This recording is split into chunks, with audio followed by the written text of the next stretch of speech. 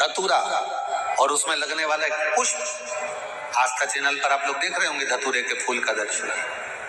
धतूरा और धतूरे का पुष्प छोटा सा पौधा है, ज्यादा बड़ा नहीं है, कांटा लग रहा है, धतूरा लग रहा है। और उसमें भी साधारण धतूरा नहीं, जिस धतूरे के नीचे की डंडी लाल कलर की होती है, अगर वो सोमवार की अष्टमी को देवाधिदेव महादेव को समर्पित करी जाती है तो उसके घर में कभी संपदा की कमी नहीं होती है। वो धतूरा है, साधारण नहीं है। धतूरे में भी लाल डंडी, जैसे धतूरा गोल होता है उसके नीचे छोटी सी डंडी, देखा है आप लोगों ने? अरे देखी कि नहीं देखी बोलो? धतूरा देखा है ना? धतूरे के अंदर एक नीचे छोटी सी डंडी होती है, जब तोड़ोगे तो वो डंडी का कलर अगर लाल है, वो डंडी का कलर अगर लाल है, और कभी हम तो कहेंगे जैसे बड़ी बीमारी जिसको हो जाती है, लीवर, किडनी, कैंसर आदि बड़ी बीमारियों से जो जूझ रहा होता है, प्रयास करो, प्रयास महामृत्युंजय का जाप कर कर, महामृत्युंजय का स्मरण कर कर, एक लाल डंडी का धतूरा प्रयास करना। एक धतूरा मिल जाए या 5 धतूरे मिल जाए किसी भी एकांतेश्वर महादेव पर, जो शिव मंदिर एकांत में हो, जहां कोई जाता आता नहीं हो। वैसे तो अब बहुत मुश्किल है कि ऐसा मंदिर मिल जाए जहां कोई जाता आता नहीं हो, पहले की बात दूसरी है, अब बात दूसरी है। फिर भी कहीं आप रोड पे से निकल रहे हो, एकांतेश्वर महादेव अगर आपका दिख जाए, बहुत बीमारियों से ग्रसित हो, तो भी महामृत्युंजय जाप का स्मरण कर कर या किसी विद्वत ब्राह्मण जन से महामृत्युंजय मंत्र का जाप कराकर या भगवान शिव के मंत्र का जाप स्वयं कर कर, वो भी ना बने तो पंचाक्षर मंत्र नमः शिवाय, षडाक्षर मंत्र ओम नमः शिवाय या श्री शिवाय नमस्तुभ्यम जप कर वो लाल डंडी का धतूरा 5 एकांतेश्वर महादेव को आप समर्पित कर सकते। रोग थम जाएगा, जो दवाई खाओगे वो शरीर को लगना प्रारंभ हो जाएगी। तकलीफ है और नहीं हो रहा काम, बहुत दिनों से लगे हो, नहीं हो रहा, हरा मूंग ले जाओ। मूंग के दाने तो रहते हैं घर में, केवल 31 मूंग के दाने लेकर जाइए, 31 चावल के दाने लेकर जाइए और 31 ही बेलपत्र लेकर जाइए। जिस दिन सोमवार की अष्टमी हो, कौन से दिन? सोमवार की अष्टमी हो, उस दिन शंकर जी के मंदिर में जाओ, 3 चीज लेकर जाओ, मूंग के दाने, चावल, बेलपत्र। चावल जो 31 लेकर गए हो, अपनी कामना कर कर शंकर जी की देहली पर रख दो, चौखट पर, कहीं पर भी एकांत में उसको रख दिया जाए। मूंग के जो दाने लेकर गए हो 31, वो नंदी के पास में, जो नंदी का पांव ऊंचा रहता है उस पांव के पास रख दीजिए। और जो 31 बेलपत्र लेकर गए हो, वो 31 बेलपत्र अशोक सुंदरी वाली जो जगह है, आपको पहले बताया है कथा में, अशोक सुंदरी जी का स्थान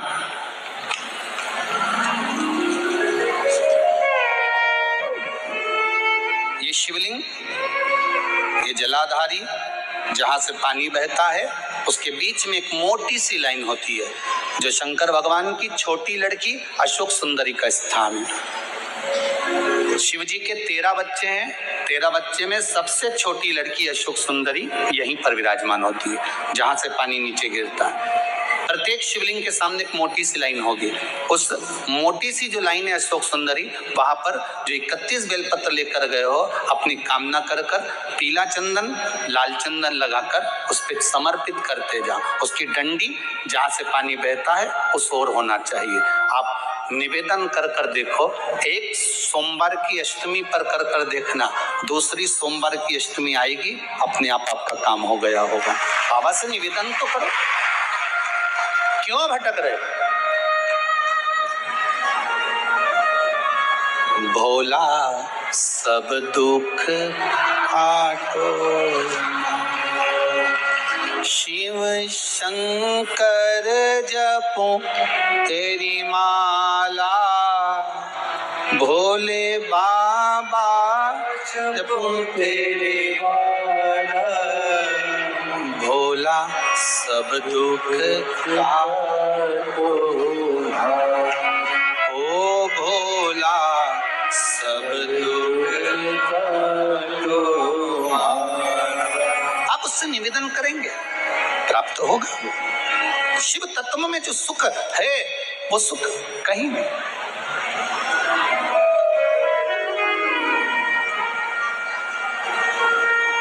एक मात्र शिव मंदिर में झाड़ू लगा रही हैं अहिल्याबाई, साधारण सा भाव है, केवल एक झाड़ू। कई लोग कहते हैं महाराज जी आप कहते हो मंदिर में जाकर झाड़ू लगाओ, पोछा लगाओ, तो जो हमने मंदिर में रख रखा है स्वीपर आदि आदि जो भी सेवा करने वाला है, काम करने वाला है, वर्कर है, वो कर रहा है, तो हम क्यों करें? अरे भाई एक बात याद रखना, आप सबसे पूछना चाहूंगा, आप लोग कहते हो कि मंदिर की सफाई जो वर्कर रखा है उसे करना चाहिए, मंदिर की सफाई जो पुजारी रखा है उसको करना चाहिए। मैं आपसे पूछना चाहता हूं कि आपके घर में जो तिजोरी है दिवाली पे उसकी सफाई कौन करता है? नौकर करता है? अरे बोलते तो जाओ। नौकर करेगा? नहीं। वर्कर करेगा? नहीं। स्वीपर करेगा? नहीं। तिजोरी की सफाई कोई दूसरा नहीं करता, तिजोरी की सफाई हमें करना होती है। उसी तरह मंदिर की सफाई ना पुजारी करे ना कोई वर्कर करे, जो दर्शन करने जाए वो करे, क्योंकि ये तिजोरी है हमारी, ये तिजोरी है हमारी, यहाँ से हमें मिलता है, ये मेरा देव अतिदेव महादेव देता है। की अष्टमी का मतलब आपको इंदौर की कथा में बताया था, जिस दिन शंकर और पार्वती के मिलन का दिवस हो, और केवल एक माता पार्वती के अकेले मिलन का नहीं, 64 योगनियां तक भगवान शंकर से मिलने के लिए आती है।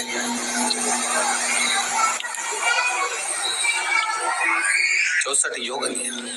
कहते हैं भगवान के जितने जितने विवाह हुए थे ना, उमा से, सती से, कात्यायनी, कुष्मांडा, चंद्रघंटा, स्कंदा, ये जितने जितने जितने भगवान के विवाह हुए थे, अनेक अनेक उमा आदि आदि जितनी भी भगवान की जो मंगल विवाह हुए थे, सारी माता पार्वती के जितने अंश हुए हैं, माता पार्वती के जितने स्वरूप हुए हैं, ये सारे स्वरूप सारे अंश माता पार्वती के।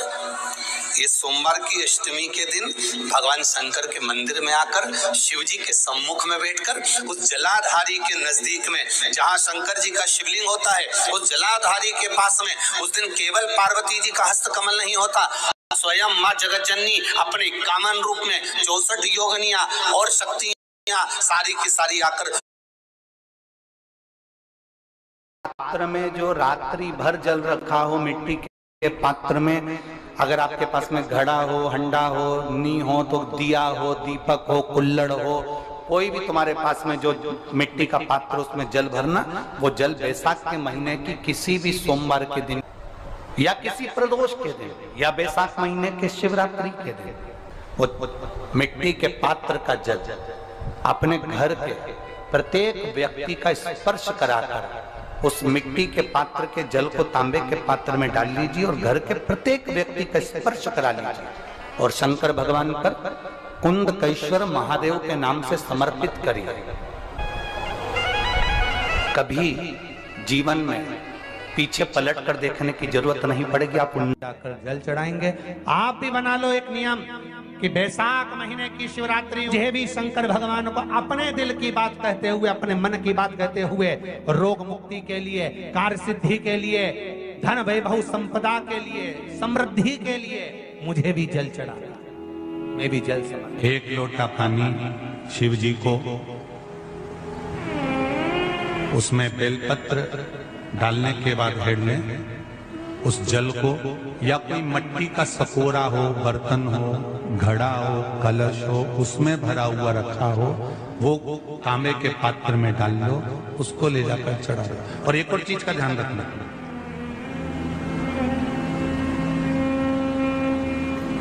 अगर असाध्य रोग जैसे ऐसा रोग हो जो समाप्त नहीं हो रहा हो, कैंसर, किडनी, लीवर या किसी का डायलिसिस चल रहा हो या लीवर काम नहीं कर रहा हो या शरीर की कोई हड्डी जुड़ नहीं रही हो, तो जो जल शिव जी को लोग चढ़ा रहे हैं वो जल को आचमन कर लेना। और आचमन शंकर भगवान की छोटी बेटी अशोक सुंदरी के नाम से करना, उसका आचमन केवल अशोक सुंदरी के नाम से। और शंकर भगवान की सबसे छोटी लड़की अशोक सुंदरी नंदन मन में पैदा हुई, जन्म ली, नंदन मन में जन्म लिया। नंदन मन मतलब काशी। घर के छोटे बच्चों को भी बोलो, बड़ों को भी बोलो, बुजुर्गों को भी बोलो, चलो एक लोटा पानी चढ़ा के आते हैं, चलो। अगर कैंसर का रोग है या किडनी या लीवर या बुखार, पेट से जुड़ा हुआ, सिर से जुड़ा हुआ, कंधे से जुड़ा हुआ या घुटने से जुड़ा हुआ, या रीढ़ की हड्डी में कहीं पानी भरा गया हो या कमर झुक रही हो, कोई भी रोग उधर से लेकर शरीर के अंदर नहीं भागता है और वो बेकार हो रहा है। तो बैसाख का महीना चल रहा है राकेश देवी जी, बैसाख का महीना चल रहा है। बैसाख के महीने की शिवरात्रि के दिन, बैसाख के महीने की जो शिवरात्रि आई, हर महीने शिवरात्रि आती है, तो बैसाख की जो शिवरात्रि है, इस शिवरात्रि के दिन सुबह 8 बजे से लेकर 11 बजे के बीच में 1 लोटा पानी, उसमें थोड़ा सा बेल का फल मिल जाए, उस फल का थोड़ा सा भाग, या तो बेल का फल का अगर छिलका मिल जाए तो उसमें पानी भरकर तांबे के लोटे में डाल लो, या बेल का फल नहीं मिले तो बेलपत्री को लेके उसमें डुबो दो और डुबो के बेलपत्री को बाहर निकाल दो। वो पानी भगवान शंकर को शिवरात्रि के दिन, बैसाख महीने की जो शिवरात्रि है, बैसाख के महीने में प्रत्येक महीने शिवरात्रि आती है, बैसाख के महीने की शिवरात्रि के दिन सुबह 8 बजे से लेकर 11 बजे के बीच में शंकर भगवान को अपना रोग और बीमारी का बोलकर शंकर भगवान को जल समर्पित कर जाओ। बाबा पर विश्वास रखकर चढ़ाना, धीरे धीरे ठीक हो जाओ। शिव पे भगवान शिव की सुबह के समय जाकर, और अगर बेलपत्री का पानी नहीं मिले तो मिट्टी के पात्र का पानी, आपको कथा में कहा है, मिट्टी के पात्र का पानी वो भी शंकर भगवान को समर्पित कर सकते। जल बैसाख के महीने में शंकर पर शीतल जल समर्पित कर देने से शरीर के रोग समाप्त हो जाते हैं, वो रोग टिकता नहीं। शीतल,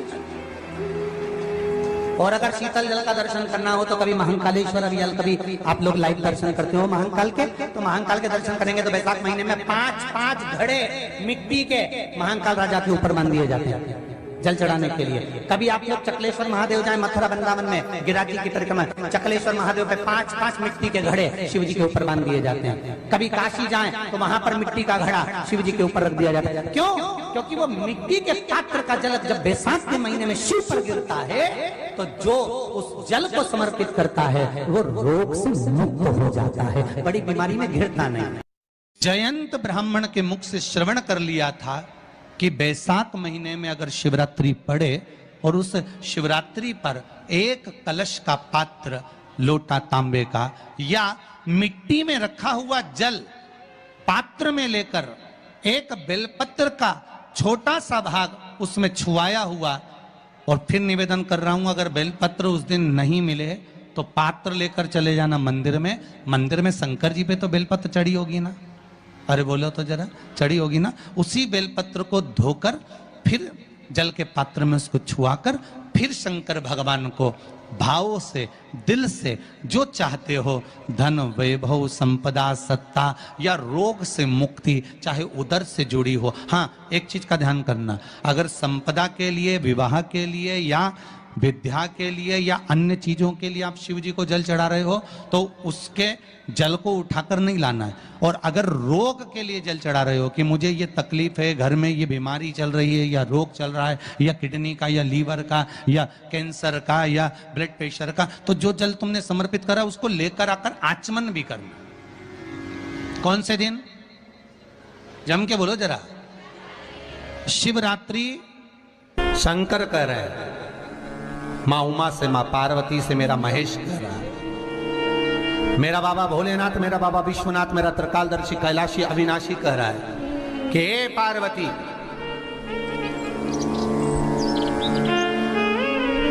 एक बीला, एक बेल जो मुझे समर्पित करता है, और समर्पित करने के बाद उस बेल की महत्वता देखिए, जो बैसाख महीने में बाबा शंकर को जो चढ़ाया जाता है, और 1000 अश्वमेध यज्ञ का पुण्य फल हम प्राप्त कर लेते मात्र एक फल चढ़ाकर, मात्र एक फल चढ़ाकर।